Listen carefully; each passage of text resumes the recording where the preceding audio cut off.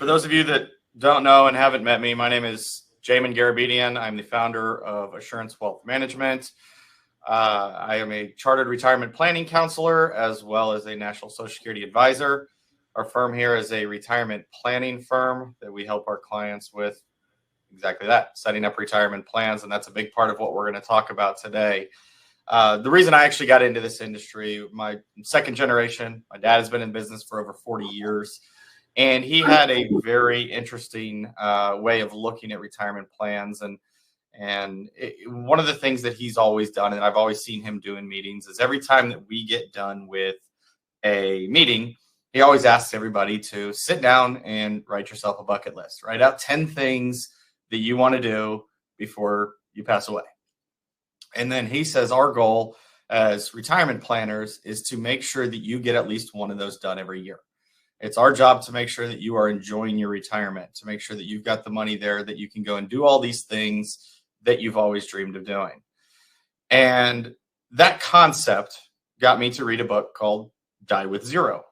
And that book is one in which it discusses how the traditional mindset of retirement planning needs to be shifted and how you should look at your retirement plan as a way of dying with zero, dying with nothing left. So that way you got to spend all of your hard-earned money on experiences and memories and helping your kids or grandkids, churches, charities, whatever you're into. And once I read that book, then got down the rabbit hole on YouTube and a couple other places of, hey, how as a financial advisor can I start implementing these strategies? How can I start helping people, making sure that they've got a plan set up that will allow them to die with zero and enjoy their retirement to its fullest? And so in that rabbit hole that I went down, I found Johnny, who's going to be here speaking with us today, who founded a company called Income Lab.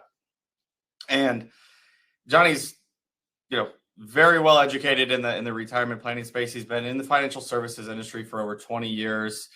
He's got his MBA. You've also got a CFP, correct? Yes, that's right. I just turned on my mic as I was clearing my throat. Yes, I do. So Johnny's been around the industry for a very long time. He's worked with some of the best and brightest people in creating his company, Income Lab. And, so he's here to help us today and talk a little bit about retirement and how the shifting of mentality in retirement, from the traditional sense of pinching pennies and making sure that, you get to death with this big nest egg left over, to let's enjoy retirement. Let's spend that money. Let's figure out how we can create a plan where you get to have the best retirement with the most experiences and memories possible. So I kind of want to start with where I just left that story off, Johnny, which was, you and I met, and the first time that we met, we kind of discussed a little bit about that book, Die with Zero. Can you tell me a little bit about, how that book or the ideas in that book help you kind of come up with the company that you came up with and what you do now? Absolutely. I think I want to kind of take one step back. As Jaimin says, I'm one of the two co-founders here at Income Lab. Live in Denver, Colorado, which is where we're headquartered. But you can probably hear that's not where I grew up. So instead of people trying to figure out where I grew up, let's just get it out there. Grew up little east of Texas in a little kingdom called Denmark. So that's where the accent is from. So just wanted to get that out of there. And I co-founded Income Lab with a guy that's sort of unique to the industry, Justin Fitzpatrick. So Justin grew up in Michigan, but he's a former academic. He got his PhD at MIT, taught for 7 years in London. He taught at MIT, at Harvard, and UCLA, and really Income Lab is seated in some of the research he did. And it really dovetails nicely into this book we're talking about. I have it right here, Die with Zero. I highly recommend that people, it's an easy read. And I find that most great advice that I've gotten in my life actually turned out to be pretty obvious once you see it, right? But I was not the one that invented the thought process. But the way I didn't actually read it, I listened to it on an audiobook. So let's be honest about this. I bought it. I went hiking here in Colorado. And so Bill Perkins, he's local to Texas. He lives in Texas. starts out with sort of define how he views somebody's life. And so he'll say, my life today could be viewed as the total sum of all the experiences I've had in my life. And attached to every one of those experiences are these memory dividends. And so the first thing that popped into my mind when I was listening to him talking about it was when my wife and I went to Peru. It's sort of a bucket list item. When she turned 40, we went down there to hike into Machu Picchu. It's about a 4-day, three-night hike in there, and it was amazing. I mean, I highly recommend Peru to everybody. The food was unbelievable. The history, of course, the nature, the jungle, the mountains, the culture, the people. It was just such a great experience. And I find myself sharing that story with a lot of people. And as Bill would say, Bill Perkins, the author, and I agree with him, is every time I share that story with people, those memory dividends grow even more important to me. And it was quite an expensive trip, but he would say, no. It was actually an investment. It was an investment into my life, my memory dividends, and life in itself, right? So look at those as investments. And so it's really interesting when we do research or surveys on retirees. If you ask them what would success look like for them in retirement, most often Jaimin will say, I'm not running out of money, which makes sense, right? I mean, that sounds horrible, getting these pictures of sitting under a bridge eating cat food. I mean, nobody want to do that, of course. But then once we get past that, it really gets to the sweet stuff in life for most people, right? Creating these memory dividends, spending time with children, grandchildren. Maybe it's a passion product. Maybe it's travel. For me personally, traveling is a big piece, right? That is really sort of the most important piece. And so as we create retirement plans, we gotta sort of have that in mind, right? We need to operate on a platform with a system that allows people to really do what's best for them in retirement, to have success, to have those experiences, created those memory dividends. Now, I think the important piece there is also if you've done well, you've saved, say you have $800,000 in the bank, right? You're not expecting to fly private jets around the world at that point, right? But you expect to have the best possible retirement given the resources you put together, right? And that's really what we focus on at Income Lab. Yeah, and that's memory dividends is something that you brought my attention to the first time we spoke, and it's something you mentioned a couple of times here. And I think that that's such a good way of looking at those experiences, and rather than saying, oh my gosh, this is expensive for me to go on this trip or to do this certain project. Well, yes, it might be expensive, but it's an investment. It's an investment in your life and your experiences. And so we want to help people get there. And so you look at the traditional style, as you mentioned, where everybody's like, I just don't want to run out of money. I just don't want to. That's my biggest fear. That's that there's been a lot of polls, a lot of studies done where they all say the same thing, which is running out of money is retirees' biggest fear. How do you change that mindset to, we do want to run out of money, but we want to run out at the very end? How is that different from the traditional sense of not running out of money at all? Yeah, there's a lot of things you can do. And it's really, retirement income planning gets very complicated once you start, thinking about living off your money, right? Like when you work, when you're still in your working years, it's quite obvious how much you can spend, right? You spend less than you make and you're fine. But the answer to that question, how much can I afford to spend in retirement gets a lot more complicated, right? And most of the research done on the topic at the university levels have sort of been in a static world, assuming that we will continue the same behavior regardless of what the world around us look like, which is completely unrealistic, right? So think back to so you guys that remember the global financial crisis of 2008, 2009. I mean, it was scary. Markets down by 50%, unemployment rose a lot, and it was just frightening. And I think most of us changed our lifestyle to reflect that, right? Maybe the trip we'd hoped to go on to Hawaii became, a trip to San Diego, that sort of thing, right? Like we just tried to cut back a little bit. And that's really what life is about, whether you're planning for retirement or you're in retirement. It's about adjustments to the world around you. Another way I like to think about it is, maybe date night with my wife is not going to be at a steakhouse this month. Maybe it's at a tavern, but it's about minor adjustments and how we manage that adjustment.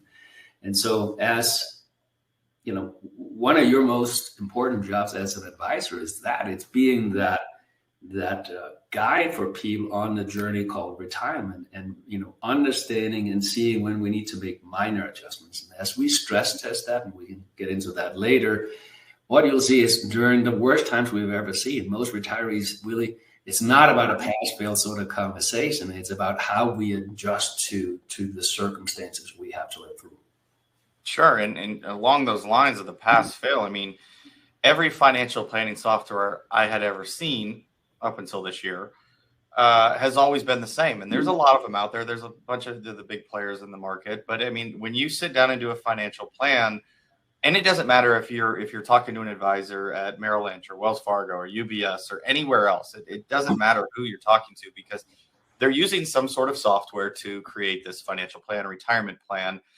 And I would venture to say that there's a good chance if you've sat down and done that with an advisor, even myself prior to this year, it was showing you a Monte Carlo simulation of, we take all your assets, we take all your expenses, and we're going to spit back a number that's your percent chance of success. And that percent chance of success is supposed to give you an idea of how good your retirement's going to be, what chance you have of not running out of money.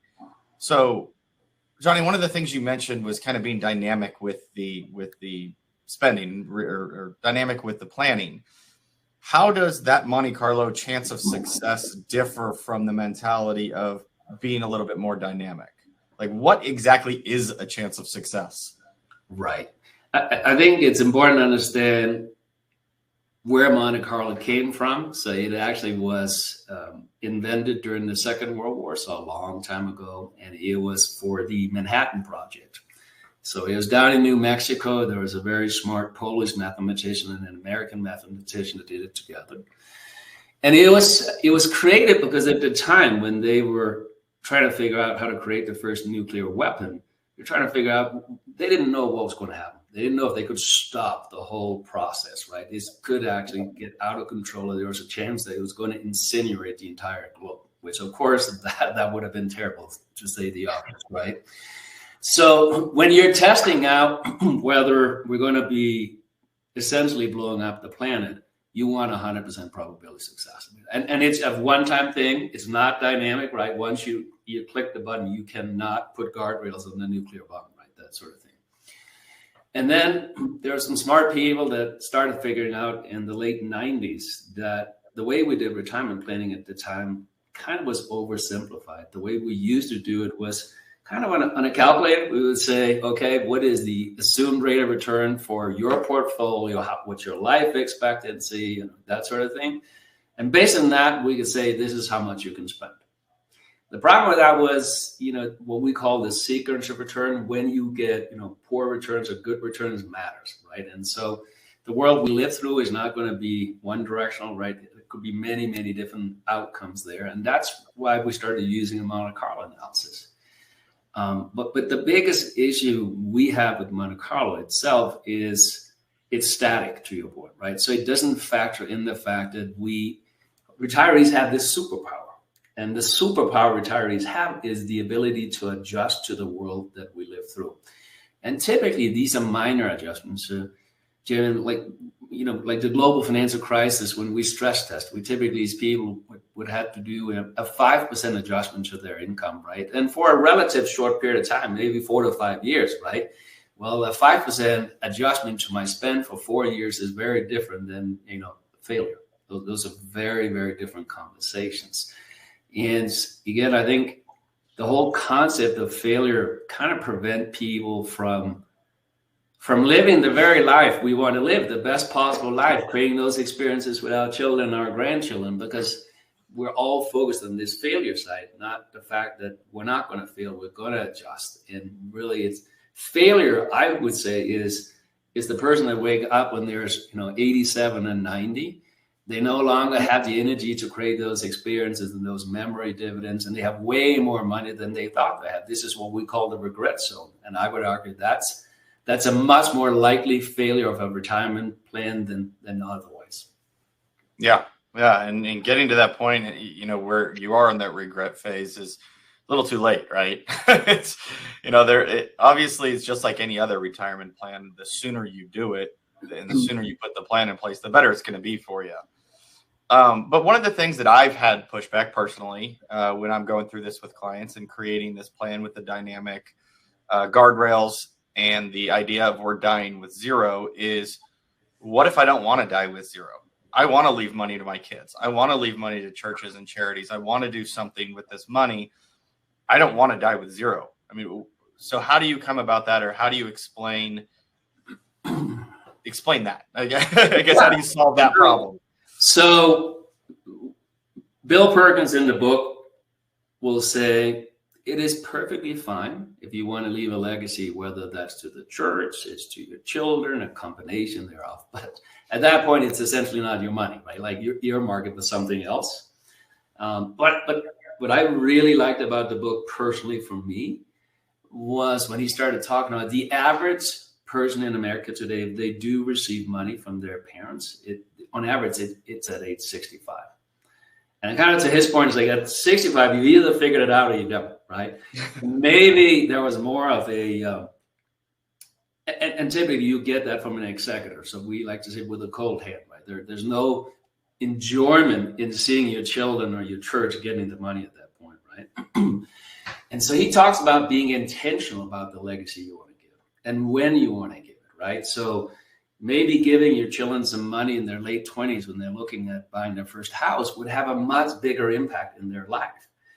Maybe it's a trip you have with your children. Matter of fact, we just had an employee retire here at Income Lab. And he was so excited about this book and this concept of dying with zero. And he called me, he said, Johnny, I had a family dinner this last weekend. And at the dinner was him and his two children. His children are 32 and 30, and they're highly successful. And he said, I explained the whole concept of dying with zero. And, you know, their mom and I explained to them how much money we have set aside for their inheritance. And he said, it just turns into this really cool family experience where they live in Minneapolis and they're Vikings fans. And now the Vikings, I guess, are playing in London this fall. So now they're like, no, we want to have these experiences with you, Dad, with you, Mom, right? And they ended up really going through the planning process of planning this trip to London, you know, going to see the Vikings. They're going to go and see a soccer game or watch a soccer game over there as well. They have restaurant, you know, set up like that they're going to. And he said the whole, like just the planning process and the joy that his wife and his children have from planning that and really creating that legacy that is not, you know, given with a cold hand when they pass away, but experiences that when they're no longer there, the kids can think back to those experiences and having the opportunity to have those enjoyments with their parents. So I certainly think you can leave a legacy. You can even, you know, do that to charity. But, you know, I think we've all been to a charitable event where, you know, an old lady puts out her hand and says, I will match the first $100,000 for tonight, right? And I think there's so much more enjoyment to see, okay, you can see what your church can do with that $100,000 or whatever your charity may be, right? Sure. But having the enjoyment of actually cutting the check and seeing how you can help other people, I think is more profound. And so the number one thing I got from the book was not necessarily die with zero, but it's living the best possible life you can, given the resources you have,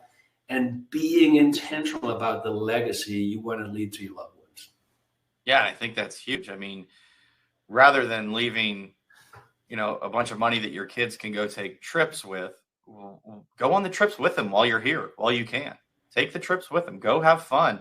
You know, create those memories, because just leaving a pile of money to your kids or to churches or charities, it's great for them, maybe, depending on when they get it. I mean, they may, you know, like Johnny said, if they're getting it at 65 years old, they may not need the money then. That might not do anything. And now it's just going to get passed on to the next person, or it's going to be blown frivolously.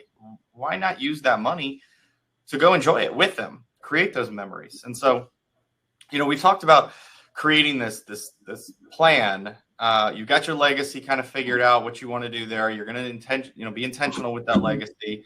We are creating this plan with these dynamic guardrails in place. And, you mentioned 2008, 2009, something just absolutely crazy like that happens. How do we know that the plan's going to hold up at that point? I mean, are there ways of figuring out, hey, if for lack of a better term, if the world goes to hell in a handbasket, can we still stay on the course? Yeah, I just see one of the notes here, Jaimin, and it's somebody has a son in Peru right now, so I hope they have a wonderful trip. Make sure they go and get some of the different foods down there, because it really is amazing. Peru had a major immigration from Japan and China more than 100 years ago. Matter of fact, I've had a Japanese president down there. So the food and the cuisine is amazing. I just got sidetracked. But yes, I think when you have a retirement income plan, you need to have a plan for adjustments. Right. So if you think about it, when we went to Peru, we had a guide with us. Right. I didn't know how to go through the old Inca Trail for 4 days and through the mountains and the jungle. Right. Now, that guide was there so that we didn't get ourselves in trouble. Right. That guy was basically you for retirees. Right. That's what you do. You are that guy for retirees. Right. And so retirement should never be a pass fail sort of conversation. It should be about how we make little turns when things are not going the way we expect them to do, right? So we don't want to floor the car right over the cliff and go down. We're going to take a slight left turn or a slight right turn to make sure we reflect the environments we're living through. And the reality is we can go back and test this more than 150 years back. So we personally at Income App have the ability to test these plans back to 1871. And we've had some really bad periods of times. And actually, it's a good little history lessons. I mean, if you go back to the Great Depression, I mean, the stock market was down by 85%. It's hard to even imagine. I mean, think about that for a second. The stock market was down by 85%. Unemployment hit at 25%. I mean, we have seen in the past couple hundred years some very, very difficult times. Yet, if you design the right plans, if you make the right corrections, you would have had to cut back, yes, but we're talking about minor adjustments. Typically in the Great Depression, we're talking about maybe a 10% adjustment. And it typically was very short because we actually had a nice recovery right after the Great Depression, right? So again, probability of success is assuming you will never make an adjustment, right? You just keep spending blindly, regardless of what transpires around you. And that's not realistic. That's just not how we react as human beings, right? If we see trouble ahead, we're going to find a way around it, right? We're not just, if you're going down the road and there's a major accident, I mean, at the very least, you're going to stop, right? That sort of thing. So it's about having that plan in place. It's interesting, Jaimin, we, as you know, do a lot of work with universities. I think we have 4 or 5 universities in the state of Texas alone that uses Income Lab as part of the curriculum for retirement income planning. The largest one being Texas Tech. Texas Tech is also one of the largest financial planning schools in the country, so they have a lot of really smart people down there. And I think pretty much unilaterally around the academic world, we also work with Columbia and NYU. I guess Columbia is a little more controversial these days than it used to be. But, those professors, I mean, one of the guys we're talking to at Columbia, he actually teaches statistics at the doctorate level at Columbia. We'll say we need to get away of this concept of success and failure to one where we're living through different periods of times, right? That sort of thing. And we need to have plans that help us adjust as we have different experiences. Yeah. And I see Mark down here had a comment about the book as well. He loved the cross diagram in the book of the increasing wealth and decreasing health and how to optimize the both together. Mark, I'm not sure if Johnny saw that diagram or not, considering he did the audiobook. There's no pictures on the audiobook. but the concept was probably discussed on the audiobook as well. Yeah. It's a good point to bring up. I mean, it's something that as you get older, if you're not spending down your money, if you're not spending on those experiences, a lot of people I meet tend to want to, hey, I only want to spend the interest. I only want to spend the growth. I don't want to ever touch my principal. Well, if you're doing that, then as Mark stated here, just naturally you're going to end up having more and more money. And the reason for that is even if you're not wanting to touch principal, you're just spending the interest on everything that you want to do. Well, as you get older, you're going to be doing less and less things. So you're not going to be doing as much travel, and you're not going to be doing as much going out, but your health will start declining. And so it's the creating the balance there. It's where you can do as many of those fun things and as those creating those memories early on while you still can. And I say one of the things that you and I discussed, Johnny, recently, and that we actually did a whole webinar on last month, which was tax planning in retirement. Mm-hmm. How does tax planning fit into income planning? How do they work together, or do they work together? Yeah, I want to quickly just also jump on the Mark wagon there. I appreciate you saying that, Mark. So there's a lot of research that's gone into how people spend their money in retirement. So you can look it up. There's what's called a retirement smile by David Blanchett. Or there's a whole, he talks about in the book, the go, slow go, no go years, right? So it's really interesting. Most retirees actually spend more the first couple of years in retirement than they did during their working years, because every day's a holiday and they have these bucket list items, right? And that's what Bill in the book would say. You should be spending more money because, you're going to have more energy and therefore have better utilization of those resources today than you will in your 80s, right? And then we go into kind of the slow go years. And then at the very end of life, typically your expense is going to go up due to an increase in health costs. Think about that in terms of, long-term care, that sort of thing, right? So I strongly believe that you should have that reflected into a retirement income plan, right? Like, you don't want to wake up again when you're 85 and haven't had those experiences. You want to make sure you spend your money where you get the biggest reward from it. So I just wanted to jump on that bandwagon. Well, it's funny that you mentioned that, actually, is because earlier this week, I actually had a conversation with the client, and I told him is that I hope every retiree does this, but what he did is right after he retired, him and his wife scheduled a trip to go to the northern part of Spain and southern part of France. And he said that they essentially just flew over there and rented a car and stayed a month. They had no plans. They had no direction. They just said, you know what? I'm retired. We're retired. We've got the means to do this. We're just going to go take a month over there and just do whatever we feel like doing every day.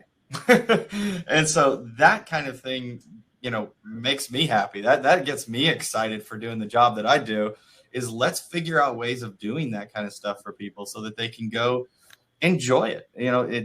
Those are the things you're supposed to be doing. Now, if you would have taken I don't know how much he spent on it. Let's $10,000, $15,000 on that trip or more.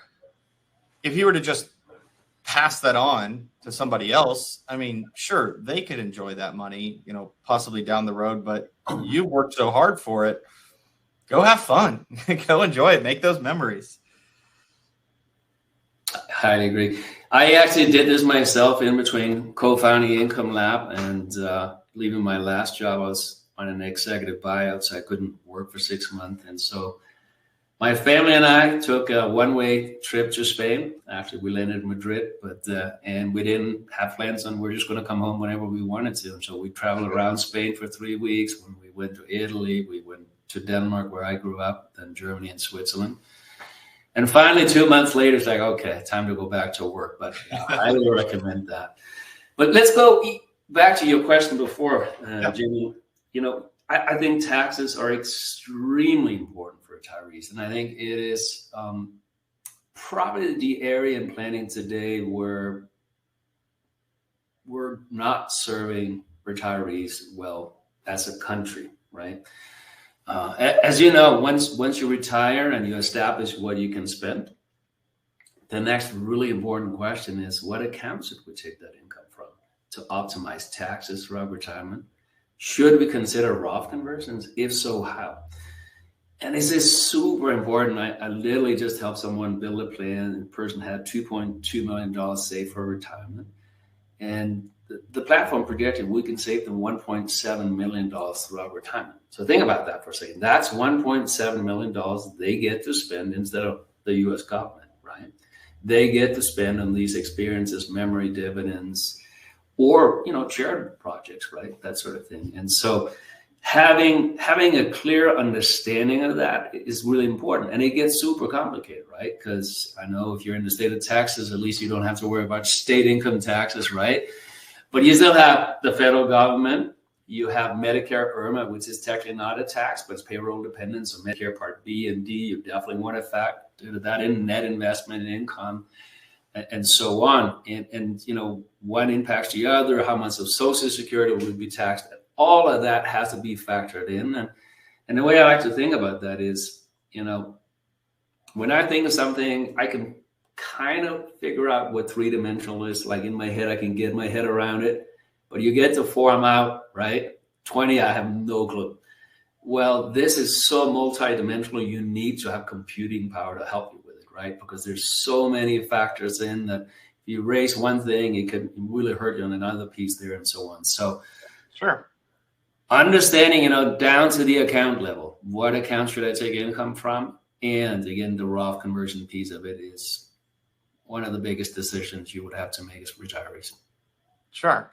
And I mean, we've gone through the concepts of the idea of spending more money, the idea of creating this plan that will allow you to spend more. I mean, in creating a plan is something that's going to be very specific to each person, right? I mean, everybody's in different situations, got different circumstances.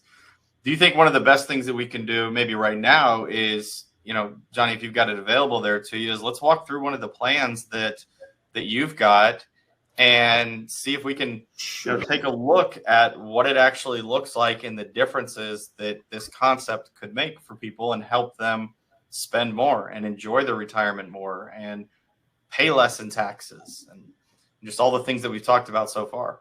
Yeah. Do I just turn screen share on? Is that how I do that? Yep. Yeah. If you've got it up and ready to go, you should just be able to hit the screen share button. Perfect. Here we go. There we go. Perfect. So this is sort of the main dashboard we have at Income Lab. And the way I would think of this is Income Lab, we're definitely a quant shop. So we're very, very deep analytics based on the folks from MIT. But we also believe that software should really be easy to use, easy to understand. And we think this is sort of the information that you probably should be focused on as a retiree. So, what's my current portfolio balance? Spending capacity. Again, a lot of softwares out there will ask you, how much would you like to spend? Well, once you're in retirement, you sort of have what you have, right? It's really what we should really answer here is what's your capacity to spend, or how much can I afford to spend, right? And this is not just portfolio income. This particular family here has Social Security. They have a rental property. And so it's essentially asking that question based on everything we know, your life expectancy, all of that. What is my paycheck in retirement? How much can I afford to spend? And hopefully we live within our means. But this piece here is really the big difference, right? It's realizing the fact that we shouldn't spend the same for the rest of our life. It really should depend on how the world around us change, right? You can see here, most people are concerned about the downside, of course. You can see if their portfolio goes from 2.23 to 1.7, it's time to tap the brake a little bit. In dollar terms, by $900 from 17.6 to 16.7. It's about a 5% adjustment. And if you really think about it, retirement conversation, again, shouldn't be a pass-fail conversation. It should be one around how much you're going to spend today and the likelihood you would have to adjust at some point in the future and the size of those adjustments. So, maybe you're more conservative. You don't like to see adjustments on the downside. You would rather start out spending at a lower level, but also understand that there's a very low likelihood you would have to adjust on the downside, and the adjustments would be relatively minor in dollar terms. Or maybe you're more like me, and it sounds like that client there, Jaimin, right, where I would rather spend more money today when I know I'm in good health. And if I have to adjust, I'll deal with it. But I'm also adjusting from a higher point, right? So from 19.2 minus 900, of course, is 18.3. So even after the adjustment, I would be spending $3,700 over here. But really, there's no right or wrong. It's just really a conversation around your attitude to its adjustments here. And then the next piece is sort of the stress test piece to it, right? So once we know how much we're going to spend, and the obvious question is, what if the world didn't turn out that well? And so we have the ability to stress test some of the worst times we've ever seen in the history of the country. Here we're going back to the global financial crisis. You can see some data around what happened. The U.S. stock market was down by 50%, unemployment hit 10%. And the light blue area here is what we planned to spend when we built that plan. And then you can see the dark blue line is the actual income experience they would have had following this particular plan. You can see by March of 2009, the plan would have called for an adjustment of $1,000 from 17.6 to 16.6. Now, I am sure for those of you that remember this period of time, probably would have been a positive surprise, right? That's all we had to do given how bad it was. And you can see it was temporary. By early 2018, we're now in a bull market and we can actually spend above plan. And by 2020, we can spend further above. If you really want to have more of a visual view of how the guardrails work here, you can go down and see here, the green is the upper guardrail, the red is the lower guardrail, and the blue is your portfolio balance. You can see again by March of 2009, the portfolio drops down and hit the lower guardrail, hence the adjustment and so on. And we have the ability to test out different periods of time. The dot-com area here, the Great Depression. Again, Jaimin, that's what I'm talking about. Look at this, right? Like the market was down by 85%. I mean, these are some seriously bad times, but yet, the adjustments probably wouldn't have been as bad as you would think, right? So it's really, it shouldn't be a pass-fail sort of conversation. It should be that conversation around how much I spend and the likelihood you have to adjust. And I think most importantly, in dollar terms, how's that going to impact my day-to-day life? Sure. I mean, a lot of today has been about concepts, right? It's about, we're not showing necessarily a certain strategy that somebody should use. We're more looking at a mindset of let's get away from the pass fail. Let's get away from the traditional mindset of pinching pennies. And let's get into a mindset of creating a plan that will allow you to spend the most and be intentional with your money. I think that's a big thing is being very intentional with your money. As far as kind of pre-planned questions and the conversation that Johnny and I had, this is kind of rounding out that conversation of what it was or what it means to kind of redefine retirement and then look at it from a different lens. So one of the things I'd like to do now is let's open this up to questions for anybody that's got any questions. I've got a handful of them here that people sent in beforehand, and see if any of these are things that we can discuss a little bit more in depth. One of the questions here, Johnny, is how do you plan for an end date? And I'm assuming what they mean is how do you decide how far out to go on your plan? I mean, if you want to die with 0 and your death date is 85, it looks a lot different than if it's 95. So how do you decide that, or how do you come up with that? Yeah, I mean, that's quite complicated, actually. So, we have an actuarial model based on the Society of Actuaries Retirement Plan Participants and Modality Table, as well as the improvements tables, I'm sorry. And so most platforms and most advisors you work with will say, well, if my life expectancy is 85, let's plan for 95, because it means half, there's a 50% chance I'm going to live longer, and, outliving the plan would be horrible. And I totally agree with that. But again, that comes back to a world where you live in a static world, right? And we don't live in a static world. So what we do is we will tell you to plan to age 85, but we also update the plans automatically every single month. So what does that mean? I mean, it totally changes the conversation, right? Because every time you update the plan, your life expectancy will change ever so slightly, right? So if my life expectancy is 85 today, by the time I'm 80, it's no longer 85, right? It's probably going to be 91, 92, that sort of thing, right? And so when we live in a dynamic world there, it becomes impossible to outlive your plan, right? So unless you're willing to give all your money away to an insurance company, you probably won't be able to say, I'm going to die with 0, but it really allows you to live the life you should be living, given the information and updated information all the time. So that's how we get there. And that's kind of a big difference from the traditional pass-fail Monte Carlo, which is you pick a day that that you want to set the end of the plan for, and then it calculates, likely returns per year, your spending, and the assets you have, and does pretty simple algorithm to figure out, okay, if you're going to die on this date with this amount of assets to start with at this growth rate, you're spending this much, boom, here's here's your chance of success. What this is saying is, rather than going with the chance of success, we're saying you're succeeding. There's no doubt about it. You are succeeding. You are going to have money when you pass away. It's just we're trying to get as close to zero as possible by being dynamic and using those guardrails. Is that correct? That's absolutely right. Perfect. While everybody, just want to let you guys know we're opening up to questions. So please send in whatever questions that you've got about this through the chat or through the Q&A. In the meantime, I'm also going to put up right now, if anybody wants to get a plan run on their specific situation and want to see exactly what your numbers look like, if you go into the offer section, or maybe it just flashed up in front of you, you can schedule an appointment right now, and I can walk you through that. And we can show you exactly what your numbers would look like and exactly how you can figure out how you're going to die with zero. But that's up there for anybody that wants to see it. I'll keep going through these questions for now.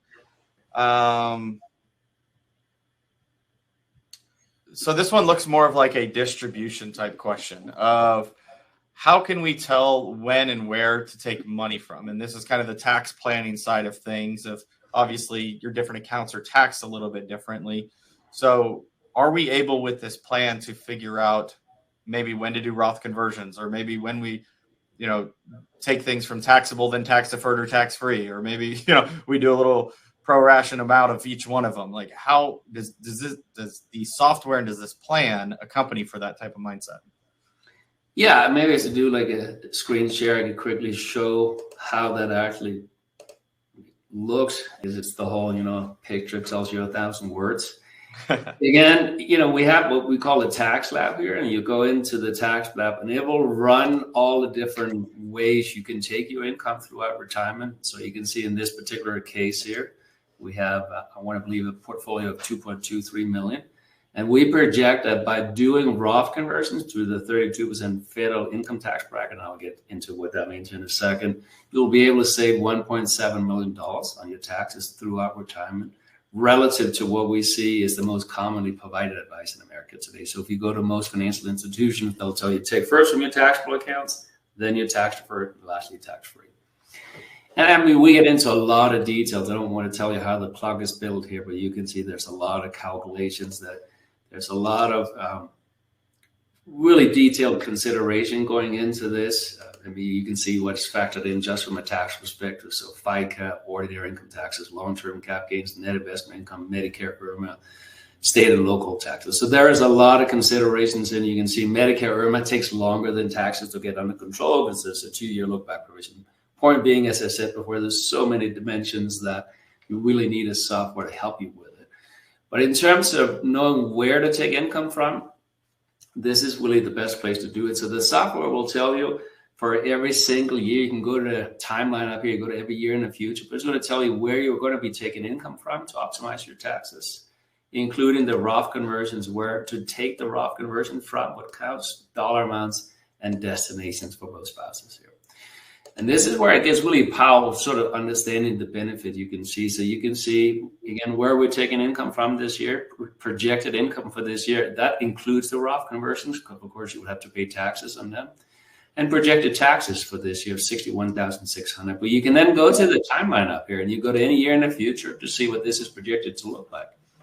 So now we're taking income from Social Security. We still have a rental property. But most of our portfolio income is now coming from the Roth IRA's projected income, projected taxes, right? So very little in terms of taxes by the year 2040, because we've done tax mark distribution planning. And you go in and look, go ahead. Oh, and I was going to say, when it comes to the tax side of things, is, as we all know, and as it's been all over the media, is that 2026 tax laws are changing. And so, from the conversation Johnny and I had, was that this software and your plans are getting updated monthly. That also means tax law. So once the tax law changes and we know what the new brackets are, that's automatically updated in here. And so your plan will adjust for that at that point. As we currently stand, Johnny, the 2026 brackets are going back to what they were in 2017 unless something gets changed. So I assume that the software has already got that built in. So 2024, 2025, and then it repeats back to what it was in 2017. That's right. So it's called the sunset provision, and that's automatically factored in. But I think there's a couple of things you mentioned there that's really important. One thing is you don't just build a tax strategy and then you get the plan and you go home and never see your advisor again. This is where it's critical that you do this once a year, right? Because when you do tax planning for the rest of your life, right, we have a lot of assumptions built in there. The returns are not going to be exactly what we projected them to be, right?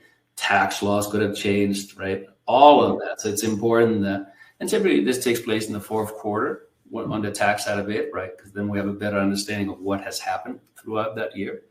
But that's where we got to redo the tax planning piece of it and really make sure we dial it in. Because what we do from a tax perspective is we're giving you the best possible advice, giving the information we have today, right? Yeah. Again, the world around us is going to change, and we need to reflect that in.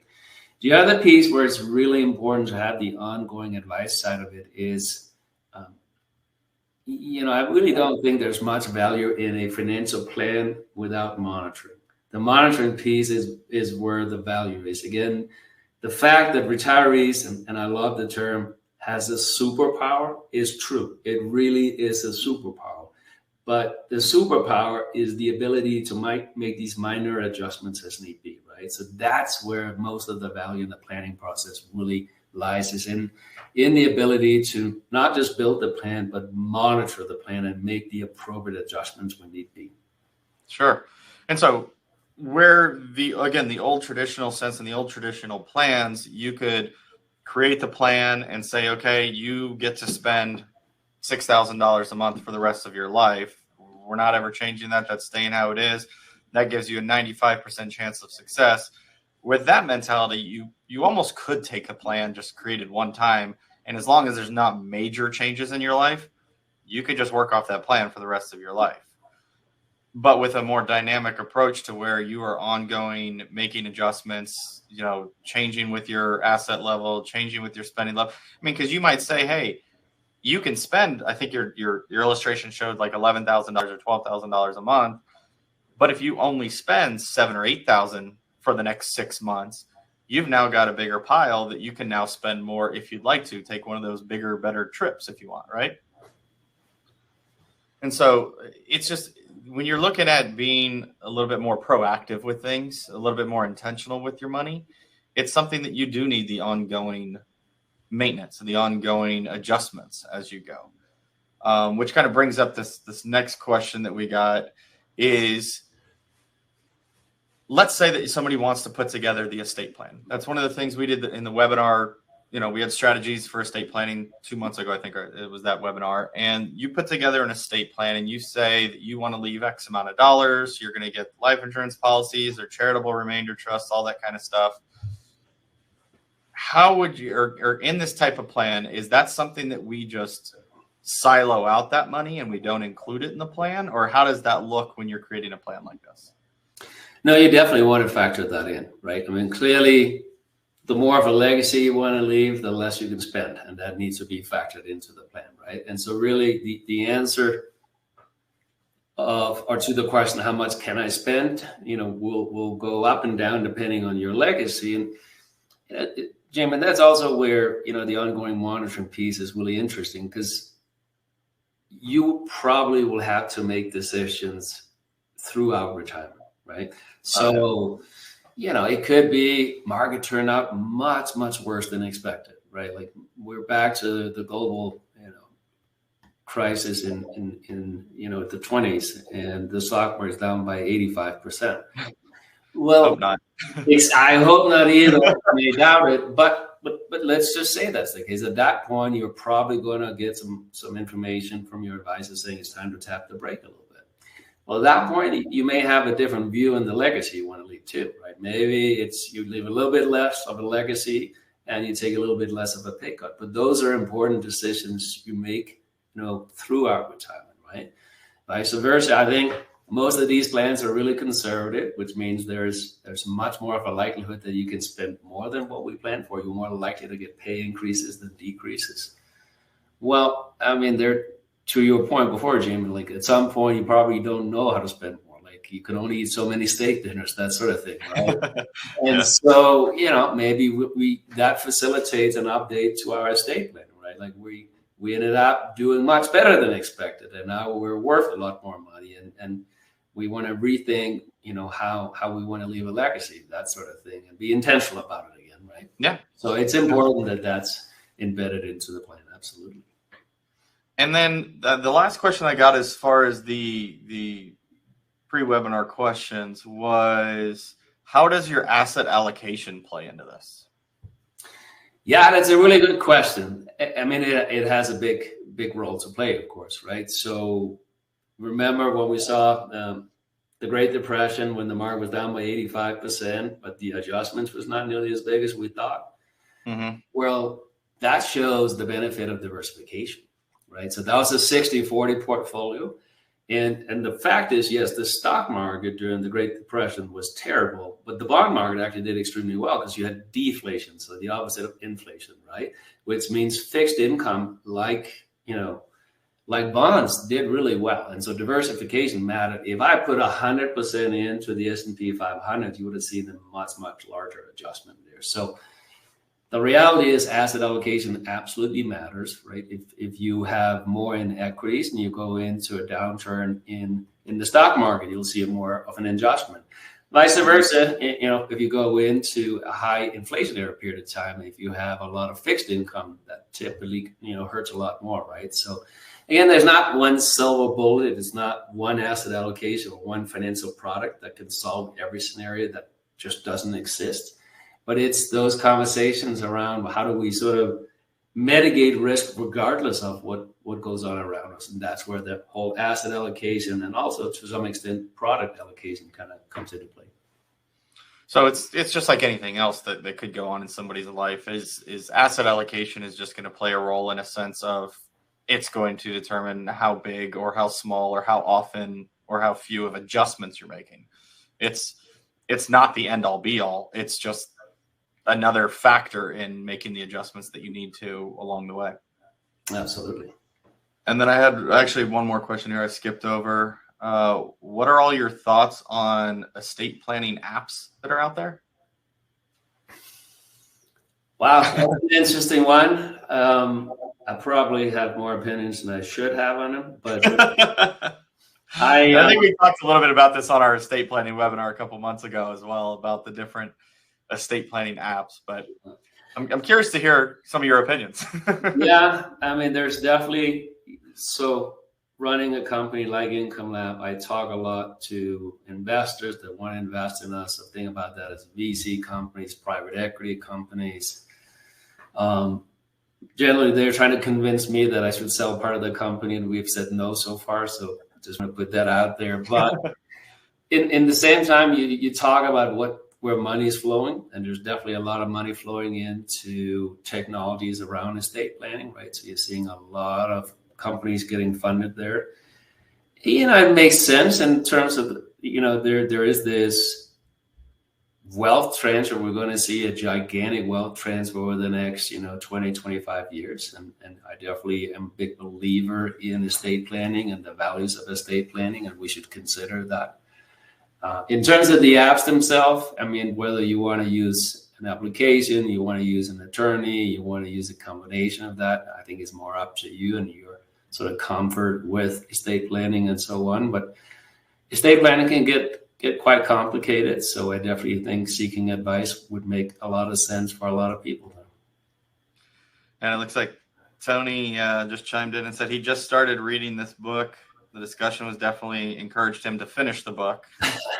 Thank you guys for this. Very informative.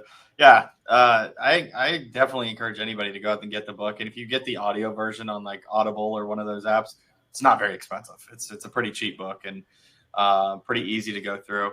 I will confess, I was also an audiobook guy. I listened to I listened to the whole thing on my way to and on my way home from work every day. So that's how I got through the book. But No, I think this was very good, Johnny. I want to thank you for coming in today. It didn't look like we have any more questions, so we'll just go ahead and wrap it up. But any closing remarks on your end? Anything else that you think that that could help people? Or first off, thank you for having me here today. I think the cool thing, so here at Income Lab, view us as a research sort of company. We do a lot of research with the universities around the country. And every time we get better at projecting retirement planning and retirement income outcomes, it's really good news for retirees. It's really good news for retirees. And in America, we definitely have a retirement crisis, and we hear about that all the time. There is a crisis, and it's a sad one. It's one where about 50% of the population is not safe for retirement. And that is really sad. And unfortunately, that's a society issue, but it's sad. But I also believe we have a retirement crisis for people that have saved, right? They're not getting quality planning. They are kind of put in a place where they are getting advice around running out of money, instead of being realistic about it. And so I think we can do better. We can allow people to live better lives, having these experiences, creating these memory dividends by getting better advice. And it's actually good for all of us, right? Because if we have the courage to go out and have those experiences, that puts money into the system we live in, which means it's actually going to help the economy, right? So Sure. More of a global perspective, it's a very good thing. So I really encourage people to get quality planning, get some good plans done, make sure you're working with an advisor, right, that understand that retirement planning shouldn't be a pass-fail sort of conversation. That is a flawed way of looking at it. Mathematically, it's flawed. And we need to provide better advice at scale. And then the last piece, again, yes, make sure you have tax smart distribution planning. I mean, it really is down to do you want to spend the money, or you want the government to spend the money? That completely is up to you. But I mean, it is very personal, right? So there are some of you that may not see huge benefits, and there are others that could see massive benefits. But at least make sure you work with a professional like Jaimin here that can help you figure that out. I mean, what does it look like when we get all your data in and we run all the scenarios from a tax perspective? What is the best way for you to live your life? So that would be some advice.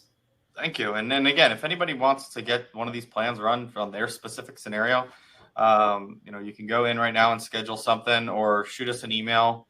You can go to our website, assurancewealthmanagement.com, give us a call, shoot us an email, whatever, and let us know that you saw this and you were looking to get a dynamic plan created for yourself. Carl, I see that your last question here was, will there be a replay? You joined late. Yes, there will. You will be sent a replay on this. So anybody who joined today will get the replay, and you can watch this again if you'd like. Or again, if you have any specific questions to yourself, just let us know and we can help you in any way that we can. Johnny, again, thank you very much for coming on. I think it was very informative, and hopefully we changed some people's minds as far as how they think about retirement. I hope so. Have a wonderful day, everybody. Thank you. Bye.